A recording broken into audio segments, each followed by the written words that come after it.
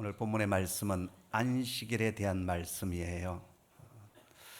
그렇기 때문에 오늘 좀 설교가 딱딱할 수도 있고 또 조금 설명이 미흡할 수도 있어요. 논문 한 편을 써야만이 될 수 있는 그런 주제인데요. 이 짧은 설교 시간에 안식일에 대한 것들, 또 그 안식일이 어떻게 주일이 되었는지, 또 주일날 오늘 우리는 어떻게 그것을 지켜가야 되는지, 그것을 이 짧은 시간에 충분히 설명할 수는 없을 것 같습니다. 그럼에도 불구하고 오늘 본문의 말씀을 통하여 우리에게 주시는 그 하나님의 음성을 듣는 저와 여러분 되었으면 참 좋겠습니다.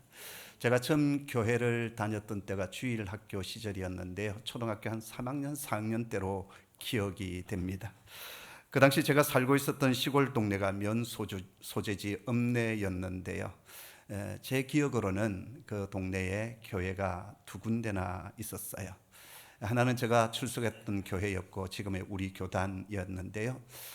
한 교회가 또 있었습니다. 그런데 그 교회 담임 목사님의 아들이 제 학교 친구였습니다. 그 친구가 제게 이런 얘기를 했어요. 제가 이제 교회를 다니기 시작하니까요. 주일에는 거룩한 날이기 때문에 뭘 사 먹어서도 안 되고 차를 타서도 안 되고 아무것도 해서도 안 된다라는 얘기를 하는 거예요. 그 얘기를 들으면서 그 참 이상한 교회다. 우리 교회 빛깔과 좀 달랐기 때문이었습니다. 나중에 보니까 그 교회가 장로교 고신척 교회였어요. 고신척 교단이 얼마나 주일 성수를 율법적으로 강하게 고수했느냐 하면요, 이런 유명한 일화가 있습니다. 고신교단의 직영신학교가 부산에 있는 고신대학교입니다. 옛날 옛 이름이 고려신학교였는데요. 1960년 이 고려신학교의 교장 선생님이 누구시냐 하면 한국 교회사에 아주 유명하신 박윤선 목사님이셨어요. 유명한 주석을 쓰신 제 신학의 거장 같은 분이셔요. 그런데 이 박윤선 교수님이 이제 미국인 선교사님이 주일날 이제 본국으로 가시게 돼서 배를 타시게 되었어요. 그래서 이제 환송을 하러 가신 거죠. 그래서 가서 이제 그곳 부두에서 전송 예배를 드리느라고 주일 공적인 예배, 보통 이제 그 당시 주일 공적인 예배가 11시잖아요. 그 11시 예배를 드리지 못하게 되었습니다. 그것이 문제가 되어서 이 박윤선 교장 교수님이 어떻게 된지 아십니까? 교장직에서 해임되었어요. 네. 여러분 이걸 어떻게 좀 생각을 하십니까? 뭘 그랬다고 해서 교장직까지 내려놓을 수 있을까? 그런 생각 들지 않습니까? 그런데 그 당시 고신척 교단, 우리 한국 교단 교회 대부분이 이런 보수적인 신앙을 가지고 있었습니다. 사실 지금은 많이 열버졌고 또 완화되었지만 한국 교회 안에는 주일을 이처럼 율법적으로 엄수히 지켜 나가야 된다고 하는 그러한 시각이 자리 잡고 있는 것이 사실입니다. 제가 안식일에 관해서 교회사를 좀 공부하고 그리고 또 여러 가지 찾아보았더니 우리 한국 교회는 안식일에 대해서 한 3가지 큰 흐름이 있다라는 것을 제가 파악하게 되었어요. 첫 번째는 율법적인 안식일 음수주일입니다. 이게 뭐냐 하면 구약의 안식일을 그 유대인들처럼 철저하게 우리가 지켜가야 된다라는 거예요. 그 대표적인 교단이 어디냐 하면 제7일 안식교단입니다. 우리나라에서는 2단으로 정제되어져 있지만 미국 교회에서는 이 제7일 안식교회가 2단으로 정제되지 아니하고 기독교의 하나의 교단으로 인정을 받고 있어요. 이 안식일 교회를 중심으로 한 이 율법적인 안식일 음수주의는 어떻습니까? 구약의 레위기법을 따라서 율법을 그대로 지켜야 되고 음식 먹는 것도 가려야 되고 뿐만 아니라 이 주일이 아니라 안식일날, 유대인들은 금요일날 이제 해가 떨어질 때부터 시작해서 안식일이 시작됩니다. 샤바트 안식일이 시작되어서 이제 토요일 해가 질 때까지가 안식일을 지키는 거거든요. 그래서 이 안식교회는 어떻습니까? 성경 그대로, 구약 말씀 그대로 안식일대로 지켜야 된다라는 거예요. 주일날 예배 드리는 것은 아니다라는 것입니다. 이게 이제 율법적인 안식일 음수주일이에요. 그 다음에 이제 두 번째가 뭐냐면 오늘 우리 모두가 해당되는데요, 전통적인 청교도적인 안식일 음수주의가 있습니다. 대부분 한국교회가 여기 속해 있는데요, 앞서 말씀드린 고신교단은 이 청교도적인 정신을 가장 보수적으로 지켜온 그런 교단입니다. 우리 한국 교회가 다 이 청교도의 어떤 신학의 물을 먹었던 그런 정신을 가진 선교사님들이 오셔서 복음을 전해줬고 교회를 세웠기 때문에 한국 교회도 이 청교도적인, 그것이 다 나쁘다는 말이 아닙니다, 청교도적인 그러한 신학의 줄기를 가지고 있는 거예요. 그래서 이 청교도적인 안식일 엄수주의는 뭐냐 하면 주일을 안식일을 대신하여서 우리가 드려진데, 주일을 정말 엄격하게 그리고 거룩하게 잘 드려야 된다, 지켜야 된다라는 생각이에요. 대부분 우리 모두가 이 부분에 대해서 고개를 끄덕거리지 않습니까? 그 다음에 세 번째, 세속주의적인 흐름이 있습니다. 주일을 그냥 쉬는 날 휴일로 보내는 것입니다. 예배를 드리기는 하지만 그렇게 중요시 여기지 않습니다. 그냥 또 온라인으로 예배 드려도 마음이 편한 그런 분들이 있죠. 그래서 유흥도 즐기고 레저와 운동도 하고 내 자신의 쉼과 안식만을 위하여 보내는 것으로 만족하는 이 세속주의적인 흐름이 교회 안에 있습니다. 자, 그 외에 신학적으로 교회사적으로 안식일에 대한 많은 흐름과 견해들이 있는데요, 그것을 이 시간에 다 얘기를 하려고 한다면 논문 한 편을 읊어야 되는, 그렇게 돼요. 그 많은 견해들과 전통들 가운데 지금 우리들의 피부에 가장 와 닿는 세 가지 흐름을 제가 말씀을 드렸습니다. 이 세 가지 가운데 무엇이 정말 주님의 뜻이 담겨져 있는 안식일 정신인가라는 것을 우리가 생각해 보아야 되겠는데요, 오늘 주님의 말씀을 통해서 우리가 지켜드리는 이 주일, 안식일의 참된 의미가 무엇인지, 또 어떻게 하는 것이 안식일을 참되게 바르게 우리가 지켜가는 것인지, 그것을 배웠으면 참으로 좋겠습니다. 먼저 오늘 본문의 말씀으로 들어가기 전에 먼저 예수님 당시에 유대인들은 안식일을 어떻게 지켰는가, 이걸 살펴보는 것이 너무나 중요하다 생각이 되어져요. 그래야만 오늘 본문 속에 이 바리새인들이 왜 예수님과 예수님의 제자들을 공격했는지 그 이유를 알 수가 있습니다. 구약성경 출애굽기 20장 8절부터 10절에 보면 이 안식일 법에 대해서 아주 간단하게 얘기를 해요. 안식일을 기억하여 거룩하게 지키라. 여세 동안은 힘써 내 모든 일을 행할 것이나 안식일에는 너나 내 아들이나 남종이나 여종이나 내 가축이나 내 문 안에 머무는 객이라도 아무 일도 하지 말라, 이렇게 말씀을 하고 있습니다. 자, 그렇다면 여러분, 안식일을 거룩하게 지키는 것이 과연 무엇일까요? 또 일을 하지 말라고 했는데 그럼 어떤 것은 일이고 어떤 것은 일이 아닌 것이 뭔가, 이러한 질문을 할 수밖에 없지 않겠습니까? 그래서 유대인들이 무엇이 일인지, 무엇을 하는 것이 하나님 앞에 거룩하게 안식일을 지키는 것인지에 대해서 고민하고 또 의논하고 그러면서 수많은 시간들 속에서 전통적인 구전법을 하나를 만들었습니다.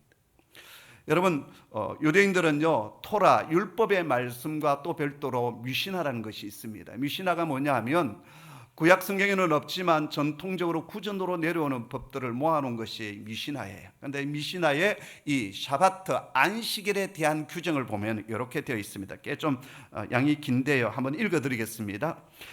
금요일 오후 3시경 성전에서 제사를 지낼 무렵부터는 이발, 목욕, 다림질을 삼가해야 한다. 금요일 해질 무렵에 제단사는 바늘을 지지 말고 글 쓰는 이는 펜을 잡지 말 것이다. 여자가 안식일에 구멍 뚫린 바늘, 도장을 새긴 반지, 머리띠, 목걸이, 향수병을 지니고 외출해서는 안 되며 안식일에 이웃에게 포도주나 올리브 기름이나 빵을 빌릴 수는 있다. 단 빌린다는 말만은 하지 말아야 한다. 이게 뭔지 모르겠어요.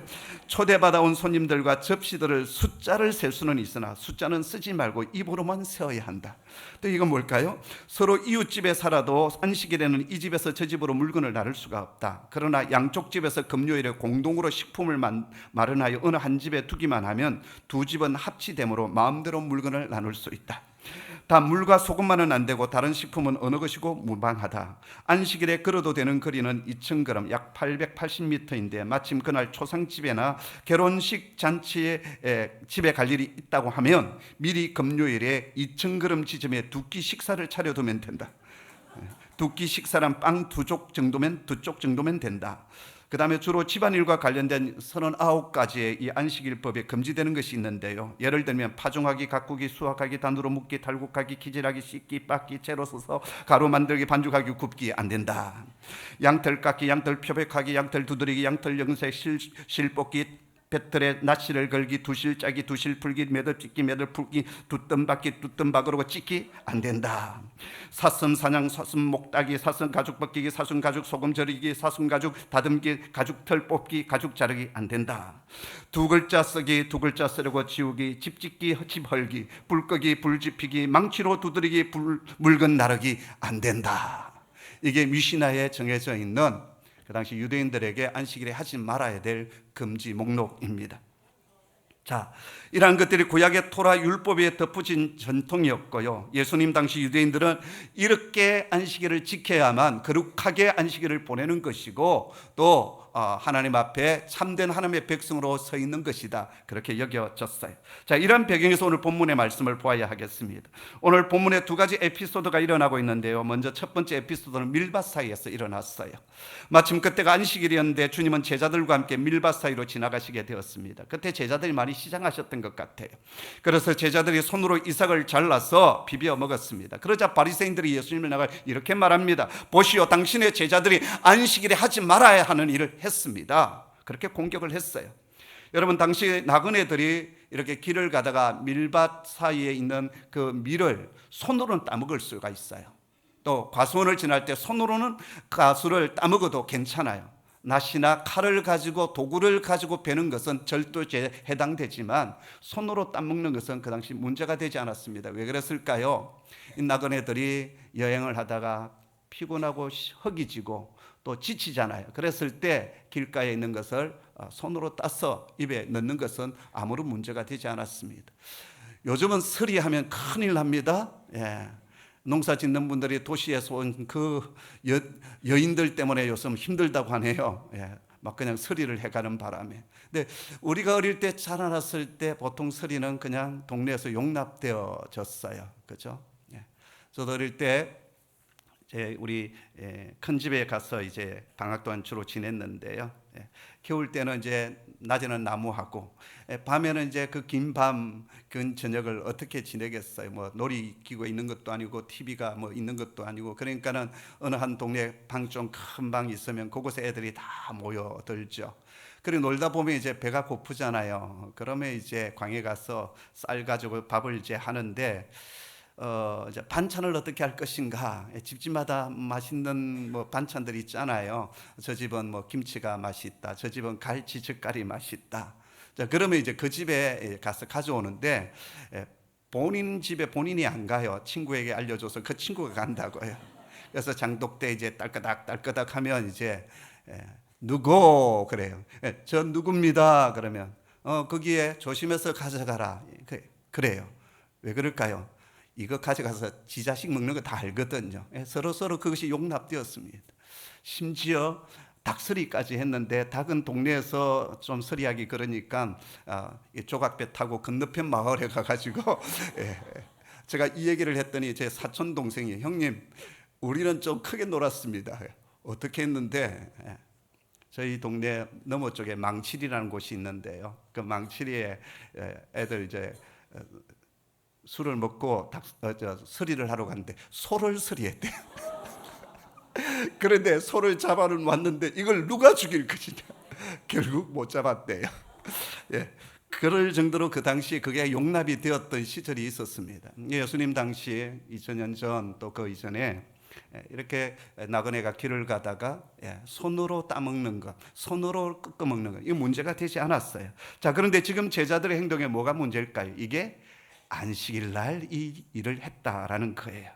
이삭을 자르는 것이 뭡니까? 곡식을 수확한 거예요. 이게 일이지요.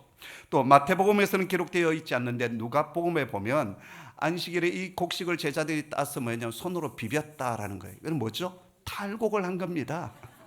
일이죠. 유대 안식일 전통에서 이 두 가지 잘못을 지금 제자들이 저지른 거예요. 자, 그러자 예수님은 어떻게 대응을 하십니까? 구약 사무엘상 21장에 나오는 한 사건을 가지고 말씀을 하셔요. 다윗이 아직 왕이 되기 전에 사울 왕의 칼날을 피해서 도망을 다닐 때 그가 첫 번째로 피신하여 갔던 곳이 어디였냐면 바로 하나님의 성소가 있었던 놉 땅이었습니다. 이 놉 땅에서 이제 있었던 제사장이 누구였냐? 아히멜렉이었는데요. 다윗은 자신과 자신을 따르는 부하들이 지금 허기져 지쳐 죽을 것 같으니까 먹을 것을 좀 떡을 달라 요청을 했습니다.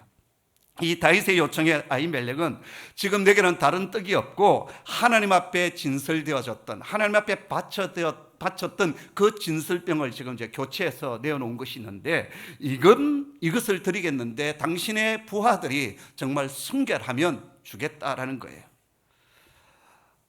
그래서 다윗은 나의 부하들이 지난 며칠 동안 너무나도 지금 도망쳐 다니느라고 부정한 일을 저지를 겨를이 없었다. 그래서 이제 아히멜렉이 내어주었던 그 떡을 먹었어요. 여러분, 성전 안에 진설된 떡은 오직 누구만 먹을 수 있는 줄 아십니까? 율법에 의하면 제사장만이 먹을 수 있는 거예요. 오직 제사장만이 먹을 수 있는 그 떡을 누가 먹습니까? 다윗도 먹고 다윗과 함께하는 부하들도 먹었는데 아무런 문제가 되지 않았어요. 나중에 물론 사울 왕이 이 아히멜렉, 놉 땅에 있는 아히멜렉이 제사장과 그 제사장 그룹들이 다윗과 그 부하들을 위해서 떡을 제공하고 보호해 주었다는 얘기를 듣고 군대를 파견하여서 이 제사장 수십 명을 죽이는 일이 일어나요. 가족들을 다 죽이죠. 그러나 안식일 법을 범했기 때문에 그런 것이 아니었고 다윗을 품어주었다는 것 때문에 그랬어요. 자, 여러분 보십시오. 제사장 아히멜렉이 율법을 몰랐겠어요? 그런데 왜 제사장만이 먹을 수 있는 그 떡을 지금 제사장도 아닌 다윗과 부하들에게 나누어 주었을까요? 저는 두 가지 이유가 있었다고 생각합니다. 하나는 생명을 살리고자 하는 긍휼의 마음이 아히멜렉 속에 있었다라는 거예요. 사울 왕에게 쫓겨서 허기진 배를 움켜쥐고 주의 성소를 찾은 그 다윗과 그 부하들을 그냥 내보내면 광야 길거리에서 죽을 수밖에 없다는 거예요. 어느 누구도 지금 거두지 아니고 어느 누구도 보호하지 않고 어느 누구도 영접하지 않는 이 다윗과 그 부하들, 그때 제사장 아히멜렉은 그 다윗과 부하들을 보호해주고 또 먹을 것을 공급해 주었다라는 거예요. 여러분, 하나님께서 우리에게 율법을 주신 이유가 무엇이겠습니까? 우리를 위한 거거든요. 여러분, 사람이 율법을 위해서 있습니까? 율법이 사람을 위해서 주어졌습니까? 사람을 위해서 주어졌어요. 여러분, 안식일이 사람을 위해서 있는 겁니까? 사람이 안식일을 위해서 있는 겁니까? 안식일은 누구를 위해서 주어졌죠? 우리를 위하여 주어진 것이에요. 사람에게 복을 주고 사람에게 생명을 주시기 위해서 율법을 주셨고 안식일을 주셨어요. 이것이 율법의 정신이고 안식일의 정신이다라는 거예요. 그래서 아히멜렉은 율법의 정신을 따라 긍휼을 베풀어 준 것입니다. 이게 첫 번째 이유였고요. 두 번째 이유는 신학적인 이유였는데요. 다윗의 기름 부음, 다윗의 영적 권위를 이 아히멜렉이 인정했다라는 것입니다. 아히멜렉은 아직 정식 왕이 되지 않았지만 하나님께서 다윗에게 이미 기름 부어 주었다는 사실을 잘 알고 있었어요. 그리고 장차 왕이 될 것도 알고 있었습니다. 다르게 얘기한다면 아히멜렉은 다윗의 영적 권위를 인정하고 율법을 재해석할 수 있는 분으로 인정했다라는 거예요. 자, 여기에서 아주 중요한 지금 주님께서 말씀하신 의도가 드러나는데요. 다윗이 그럴 수 있었다고 한다면 다윗보다 훨씬 더 크신 분이 누구냐라는 거예요. 누구실까요? 바로 예수 그리스도 당신이시다라는 거예요. 여러분, 다윗은 장차 오실 메시아의 표상이요 또 하나는 모형이요 그림자 아닙니까? 메시아의 모형과 그림자와 같은 다윗이 율법을 재해석하고 제사장만 먹을 수 있는 그 떡을 먹을 수 있는 그런 권위를 가졌다고 한다면, 그리고 그 신하들이 그 떡을 함께 나누어 먹었다고 한다면 원형이시고 실체로 오신 메시아는 어떤 영적 권위를 가지고 있을 수 있느냐라는 거예요. 자, 여러분 5절의 말씀을 한번 같이 볼까요? 함께 읽습니다. 시작. 또 안식일에 제사장들이 성전 안에서 안식을 범하여도 죄가 없음을 너희가 율법에서 읽지 못하였느냐. 안식일의 구약시대 제사장은요, 성전 안에서 예배를 계속 집례하느라고 율법이 정한 그 안식일의 법을 제대로 지킬 수가 없는 거죠. 계속 짐승을 어떻게 해야 됩니까? 잡아다가 목 따고 피 흘리고 계속 일을 해야 됐어요. 계속 움직이는 거죠. 그리고 계속 일을 해야만 했습니다. 당연히 율법에 저촉된 일을 하고 있었어요. 그럼에도 불구하고 죄가 되지 않았습니다. 왜 그랬을까요? 왜? 하나님 성전에서 하나님 앞에 예배를 드리는 일을 하고 있었기 때문이었습니다. 자, 그렇다면 여러분, 히브리서에 보면 참 대제사장으로 오신 분이 누구십니까? 바로 예수 그리스도이십니다. 히브리서에 보면 다윗보다도, 율법보다도, 성전의 제사보다도, 눈에 보이는 제사장의 그 성전보다도 더 크신 분이 누구시냐? 우월하시고 탁월하신 분이 누구시다고요? 예수 그리스도시다라고 했어요. 아버지 하나님과 함께 천지를 창조하신 성자 예수님, 아버지와 함께 우리에게 율법을 주신 분도 아들 하나님이신 그리스도이시고요, 성전을 짓게 하신 분도 누구시냐? 성자 예수님이시다라는 거예요. 그래서 주님은 6절에서 뭐라고 말씀하십니까? 내가 너희에게 이르노니 성전보다 더 큰 이가 여기 있노라. 그리고 여러분, 그 뒤에 보니까 뭐라고 말씀하십니까? 8절에 인자는 안식일의 주인이다, 이 말씀을 하고 있습니다. 자, 그렇다면 여러분, 다윗보다도, 율법보다도, 제사장보다도, 성전보다도 더 크신 그리스도와 함께 있는 주님의 제자들은 어떠냐? 주님의 그 영적 권위 안에서 살아가는 그 모든 것들은 자유할 수 있고, 그리고 아무 문제가 되지 않는다라는 거예요.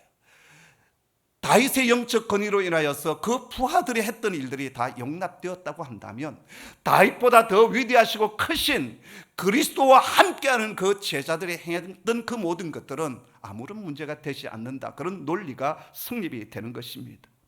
여러분, 우리가 앞서 마태복음 앞부분에서 배웠듯이 메시아이신 예수님이 오심으로 율법이 어떻게 되었다고 했습니까? 완성되었다라고 했습니다. 주님은 율법을 폐하러 온 것이 아니라 완성하러 오셨다라고 했어요.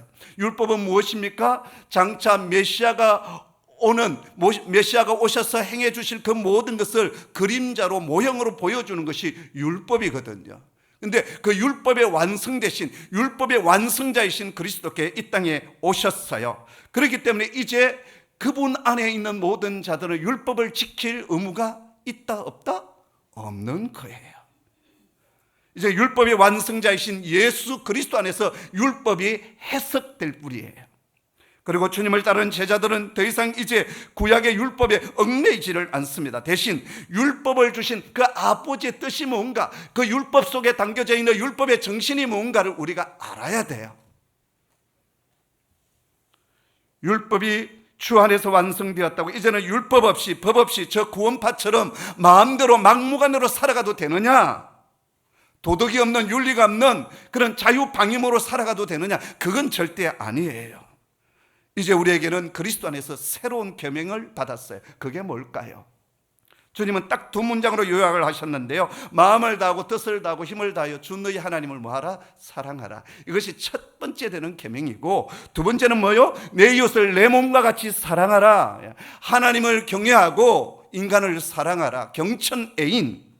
바로 이것이 모든 율법과 선지자의 강령이니라 라고 했습니다. 이게 율법의 정신이에요. 안식일의 정신도 그와 같다라는 거예요. 여러분, 율법이 이렇게 되었다고 한다면 안식일법 또한 어떻게 될까요? 이미 예수 그리스도 안에서 성취되었어요. 만약 여러분, 구약의 율법을 엄수하게 우리가 지켜서 안식일법을 지켜간다면 우리 어떻게 해야 될까요? 예배도 어떻게 하죠? 여러분, 그냥 오시면 안 돼요. 양 한 마리 끌고 와야 되고요. 가난한 자는 비둘기 저 다리 밑에 가서 구구구구구 해가지고 잡아와야 되고요. 예. 그리고 저는 어떻게 하겠습니까? 마장동에 가가지고 이 칼 쓰는 거 좀 배워와가지고 각 뜨고 피 흘리고 뭐 이 짓을 하고 있을 거예요. 이 본당도 좀 바뀌어야 되겠죠? 요새 번제단이 만들어지고 요 구멍 뚫어서 연기가 막 올라가고, 그러면 이제 5단지 7단지 주민들 나타나가지고 홍익교회 떠나가라, 못 견디겠다, 진정 넣고 민원 넣고 그러지 않겠습니까? 그런데 우리는 그러지 않습니다. 왜요? 예수 그리스도 안에서 참 예배가 되시는 그 주님을 만났기 때문에 이제 그 모든 것이 완성되었고, 이제 우리는 그분의 빛 아래서 예배를 드리는 자가 되었어요. 여러분, 안식일이 무엇입니까? 하나님께서 천지를 창조하신 뒤에 7일째 되는 날 안식하셨다라고 하셨어요. 여러분, 하나님은 졸지도 주무시지도 않으시는 분이에요. 우리 인간같이 피곤하신 분도 아니셔요. 그런데 왜 7일째 되는 날 안식하셨을까요? 누구를 위해서? 우리를 위해서, 피조물들의 쉼을 위하여서 그분이 안식의 본을 보여주신 거예요. 그래서 출애굽기에 나오는 안식일법을 보면 주인뿐만 아니라 가축도, 그 집에 있는 종들도, 남종 여종들도, 심지어는 손님으로 온 나그네들조차도 쉬게 하게 하셨어요. 이것이 더 발전돼서 어떻게 합니까? 농사를 짓는 데 있어서도 7년 동안 계속 연장해 가는 것이 아니라 7년째 되는 해는 땅도 쉬어야 되니까, 그래야 지력이 회복되지 않겠습니까? 쉬게 하는 거죠. 여기에 하나님의 안식일의 정신이 담겨져 있는 거예요. 여러분, 아들이신 예수님께서 지난 주일 뭐라고 말씀하셨습니까? 수고하고 무거운 짐진 자들아 다 내게로 오라, 내가 너희를 쉬게 하리라 라고 말씀하십니다. 그리고 뒤에 오늘 이 사건이 일어나고 있거든요. 여러분, 예수 그리스도 안에 참된 구속과 심과 구원의 역사가 있습니다. 그분 안에 진정한 샬롬의 역사가 이미 우리 가운데 일어났습니다. 왜요? 그분이 오심으로 안식일의 진정한 뜻이 우리 가운데 성취되었기 때문입니다. 할렐루야. 그래서 주님은 8절에서 나는 안식일의 주인이다, 그렇게 말씀하십니다. 안식일의 주인이란 뜻이 무엇이겠습니까? 이 안식일을 만드신 분이 주님이시다라는 거예요. 그리고 참 안식, 쉼을 주시는 그리스도께서 이 땅에 오심으로 율법이 성취되고 안식일의 쉼도 완전히 성취되었다라는 겁니다. 그렇기 때문에 여러분, 우리는 율법에서 또 구약의 안식일법에서 자유케 되는 사람이 되었습니다. 이제 다시는 우리는 구약의 안식일을 지키지 않아도 됩니다. 그분 안에서 삶을 누리면 돼요. 그러면 이제 우리는 주일에 그냥 쉬고 그냥 내 마음대로 자유하며 지내면 되느냐? 그건 아니에요. 왜 아닐까요? 우리가 꼭 하나 알아야 될 것이 있습니다. 예수님께서 이 땅에 오심으로 율법이 성취되고 쉼이 우리에게 주어졌지만 그것이 지금 이 자리에서 완전히 완성된 것이 아니기 때문입니다. 제가 자주 임의와 아직이라는 단어를 썼는데요, 이 신학자가 한 말이거든요. 하나님의 구원의 역사가 이미 우리 가운데 시작되었습니다. 그런데 아직은 완성되지 않았어요. 예수님께서 오심으로 하나님의 나라가 이 땅 가운데 임하였습니다. 천국이 왔어요. 근데 그 천국이 우리 가운데 완성된 건 아니에요. 그 완성은 언제 이루어질까요? 주님께서 다시 오시는 재림의 날, 종말의 날에 그것이 완성되어진다고요. 그렇기 때문에 오늘 우리 성도들은 이미와 아직 사이에 살아가고 있는 사람이에요. 그래서 갈등이 있고 아픔이 있는 거죠. 천국이 왔는데 여전히 우리는 이 세상 속에서 때로는 아픔도 있고 눈물도 있고 고난도 있고 참된 쉼과 참된 구속을 누리지 못하는 일들이 참 많이 있지 않습니까? 그래서 우리는 이미와 아직 사이에 때로는 고통도 하고 고통을 느끼기도 하고 눈물을 흘리기도 하고 그러는 거죠. 주님은 우리에게 쉼을 완전히 주신다고 했는데 여전히 내 삶 속에 쉼이 없는 그런 아픔이 우리 속에 있습니다. 자, 그렇기 때문에 우리에게 뭐가 필요하느냐? 육체적인 쉼과요, 정신적인 쉼이 필요한 겁니다. 그래서 주일이 필요한 거예요. 이해가 됩니까? 여러분, 우리가 이제 하나님의 나라 천국에 들어갔을 때 여러분, 안식일이 필요 없습니다. 매일매일이 안식이에요. 왜냐하면 그분을 만나고 그분과 경배하고 참된 이제 쉼이 완성되기 때문에 그렇습니다.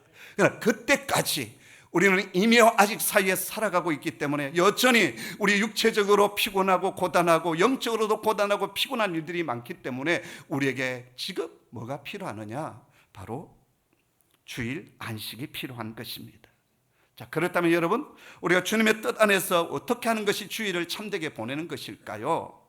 여러분, 율법적인 음수주의, 주일의 그 음수주의는 폐지되었어요. 이렇게 하면 문제가 되고 이렇게 하면 죄를 짓는다. 여러분, 이 부분에서 여러분 자유하는 사람이 되기를 소원합니다. 그러나 여러분, 우리의 주일날 우리가 해야 될 일이 있어요. 그 첫 번째 것이 뭐냐 하면 구속의 감격과 그리고 부활의 기쁨을 누리도록 해야 합니다. 아멘. 우리 기독교 공동체는요, 초대교회 때부터 안식 후 첫날을 주님의 날로 지켰어요. 그리고 이 날에 함께 모여서 예배하고 하나님을 만나고 성도의 교제가 이루어졌습니다. 여러분, 주일 성수의 진정한 의미는요, 결코 우리를 구약의 안식의 그 율법에 다시 얽매여 있는 것이 아닙니다. 오히려 그 율법을 성취하신 예수 그리스도의 그 구원의 역사에 참여하는 기쁨을 누리는 날이 바로 주일입니다. 그리고 그 구속에 참여하는 성도들이 함께 모여서 성도의 교제를 이루고요, 그 부활의 날, 그 주님의 날을 기뻐 참여하고 주님을 경배하는 날, 이것이 주일의 참된 의미임을 저와 여러분 아시기를 바랍니다. 두 번째요, 하루 동안 이 주일날 세상적인 어떤 일들로부터 자유로워지는 그런 날로 여러분 삼으시기를 바랍니다. 한 주간 동안 일터에서 얼마나 힘들었지 않습니까? 시달리고 고달프고 돈을 벌어야 되니까, 성공해야 되니까, 또 공부하지 않으면 안 되니까 그렇게 애쓰고 수고했는데요, 이날 하루만이라도 그곳에서 좀 자유하도록, 그것이 하나님께서 안식일을 정해주신 안식의 정신이거든요. 대신 어떻게 합니까? 안식일의 주인 대신 그 주님을 경배하고 구속을 찬양할 뿐만 아니라 성도들의 아름다운 교제를 나누어 가는 거예요.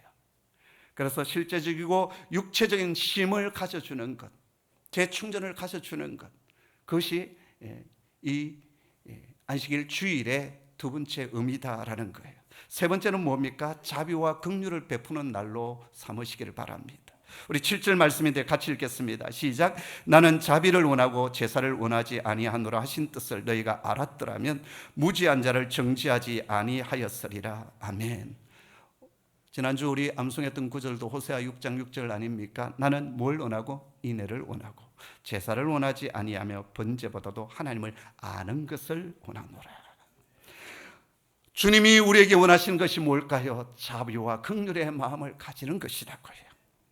다윗이 부하들과 함께 제사장 아히멜렉을 찾아갔을 때 아히멜렉은 율법의 조항을 내세우면서 거절하지 않았습니다. 대신 자비와 긍휼로 다윗과 그의 부하들을 품어주었고 보호하여 주었고 허기진 배를 채워주었습니다. 오늘 9절 이하의 말씀에 보면 주님은 안식일 해당해서 한편 손마른 자, 마비된 자를 어떻게 하십니까? 고쳐주십니다. 이것 때문에 바리새인들이 예수님을 공격하지 않습니까? 주님은 바리새인들이 공격할 것을 아셨어요. 그럼에도 불구하고 주님은 안식의 법을 따라간 것이 아니라 안식일의 정신을 쫓아서 행하셨습니다. 사람을 치유하시고 긍휼을 베푸는 일을 하셨어요. 전성에 의하면 여기 한편 손마른 자가 직업이 뭐였느냐? 석공이었대요. 돌을 깎는 석공이었대요. 마태복음에 나타나 있지 않는데요, 누가복음의 본문에 보면 오른손이었어요. 직장에서 쫓겨났어요. 일을 할 수가 없어요. 날마다 고통의 시간을 보내고 있는 사람이에요. 주님은 그 사람의 사정을 보셨고 아셨어요. 그 아픔과 고통 중에 있는 자를 주님은 외면하지 않으셨어요. 저 사람을 보라, 지금 저에게는 안식이 없다. 저 마비된 손을 보라, 그에게는 힘이 없다. 지금 그는 고통 가운데 있고 일도 할 수 없다. 그래서 안식일의 주인된 내가 저를 구원해 주지 않으면, 저를 회복시켜 주지 않으면 어떻게 하겠느냐. 그러면서 그 손마른 자를 치유하여 주셨어요. 그것이 진정한 하나님의 뜻, 안식의 뜻임을 보여주신 거죠. 우리 주님께서 그러했듯이 오늘 주님의 제자된 저와 여러분도 여러분 이날 긍휼과 자비를 베푸는 그런 사람 되기를 소원합니다. 아멘. 네 번째요, 마지막인데요, 이 주님의 날은 선을 행하는 날입니다. 12절 말씀을 보면 주님은 안식일에 선을 행하는 것이 옳다라고 말씀하십니다. 그래서 손마른 자를 고쳐주시지 않습니까? 또 15절 이하에 보면 예수님은 바리새인들이 예수님을 공격하고 비난한 거리를 찾고 있고 죽이려고 모의를 하고 있었음에도 불구하고 당신을 따르는 수많은 병자들을 치유해 주시고 고쳐 주셨습니다. 성도 여러분, 주일날 여러분 선한 일을 하십니까? 선한 말을 하십니까? 아니면 악한 것들을 행하고 악한 말을 하십니까? 선한 것을 행하는, 선한 것을 말하는 사람이 되시기를 소원합니다. 오늘 예배가 끝나면 우리는 두 가지 길이 있을 것입니다. 선한 일로 나아가는, 어렵고 힘든 사람을 돌보아주고 격려하고 세워주는 일로 갈 수도 있고요, 모여 앉아서 험담하고 비난하고 헐뜯고 그런 사람이 될 수도 있고, 아니면 내 육신의 쾌락과 또 만족을 위해서 내 자신만을 위하여 뭔가 하는 그런 길로 갈 수도 있을 것입니다. 오늘 예수님은 오늘 하면 비난을 받을 수 있는 그 일까지도 그것이 선한 일이었기에 오늘 행하셨어요. 보통 사람들은 의로움과 선을 무엇으로 구분하냐면 불의와 악을 행하지 않는 것으로 말합니다. 구약의 안식일법도 무엇을 행하지 말아라 라고 규정되어져 있습니다. 그러나 주님은 주님이 말씀하시는 선한 것은 뭐냐? 옳고 바른 것을 행하라라고 말씀하십니다. 남을 속이고 죽이고 도둑질하는 것도 죄이지만 우리가 마땅히 선한 것을 행하지 않는 것도 죄임을 더 적극적인 선을 향하여 주님은 우리에게 말씀하여 주십니다. 예수님 당시 유대인들의 안식일 개념은 무엇을 하지 않는 데 초점을 두었어요. 그러나 주님의 안식일 정신은 적극적으로 행하는 것이었습니다. 행하되 쾌락이나 정욕을 위해서 행하는 것이 아니라 옳은 일을 행하는 것이 진정한 안식일을 지키는 것이다 라고 말씀하여 주십니다. 여러분, 예배는 모이는 예배와 흩어지는 예배가 있습니다. 이렇게 함께 우리는 모여서 부활의 기쁨을 누리며 그 구속의 감격을 찬양하며 하나님 앞에 예배를 드립니다. 이게 모이는 예배예요. 그 다음 흩어지는 예배가 있습니다. 이 예배를 드린 뒤에 하나님께서 주신 긍휼과 사랑의 마음을 가지고 이제 삶의 자리로 돌아가서 가정, 직장, 일터, 학교에서 내게 주어진 그 자리에서 하나님의 선하심을 드러내는 일입니다. 바울은 로마서 12장 1절에서 그러므로 형제들아 내가 하나님의 모든 자비하심으로 너희를 권하노니 너희 몸을 하나님이 기뻐하시는 거룩한 산 제사로 드리라 라고 했습니다. 그런 뒤에 여러분 로마서 12장 이후부터 쭉 나오는 게 뭔지 아십니까? 가정에서, 일터에서, 너가 종으로 일하고 있는, 요즘으로 보면 직원으로 종업으로 일하고 있는 그곳에서 사랑의 빛을 드러내라, 그렇게 말씀하십니다. 이게 선한 일입니다. 사랑하는 성도 여러분, 이 주일날 평소에 하지 못했던, 돌아보지 못했던 사람 돌아보는 건 선한 일이에요. 일터에서 일하느라고 제대로 부모님께 연락하지 못했다면 연락드리는 것 선한 일이에요. 부모님을 찾아뵙는 것 선한 일입니다. 한 주간 동안 일하고 너무 바빠서 사랑하는 자녀에게 시간을 내어주지 못했는데 이 주일날 그 자녀들과 함께 같이 놀고 함께 아빠로서 엄마로서 역할을 잘 해주는 것, 이거 선한 일입니다. 무엇이 선한 일인지 아시죠? 그 일을 행하는 자가 되셔야 합니다. 오래전 우리나라에 소개되었던 로베르 장군이라는 영화가 있습니다. 나치 치하의 프랑스 저항운동을 다루었던 영화였는데요, 영화 중에 나치에 의해서 많은 저항자들, 레지스탕스들이 처형을 당하게 되었어요. 그 중에 한 번도 저항운동에 참여한 일이 없음에도 불구하고 억울하게 잘못해서 끌려온 한 사람이 있었습니다.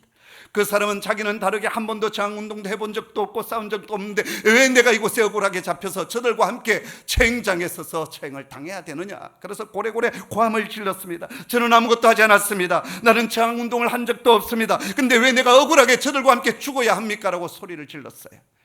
이때 그와 함께 처형장에 끌려와 있던 한 사형수가 나적히 이렇게 말했습니다.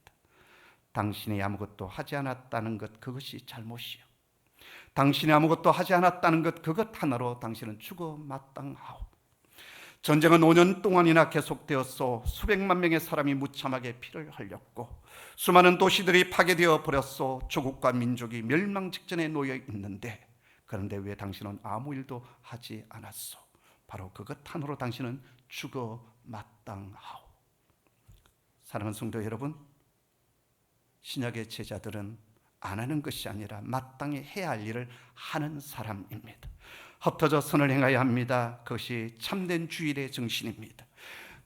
단순히 가게 문 닫고 공장 문 닫고 일을 하지 않았다, 그리고 예배 한번 드렸다, 그것이 아닙니다. 이날에 우리는 사람을 돕고 사람을 살리는, 생명을 구하는 일에 헌신하는 자들이 되어야 합니다. 그것이 주님께서 원하시는 주일의 정신입니다.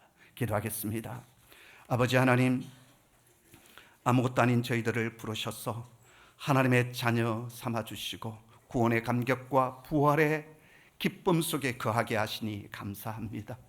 주님, 이날 저희들 모여서 예배하며 참여하는데 이제 흩어져 나아가는 가정에서, 일터에서, 학교에서, 내가 있는 삶의 자리에서 긍휼과 자비를 베풀며 선한 일을 행하는 종들이 되게 하여 주시옵소서.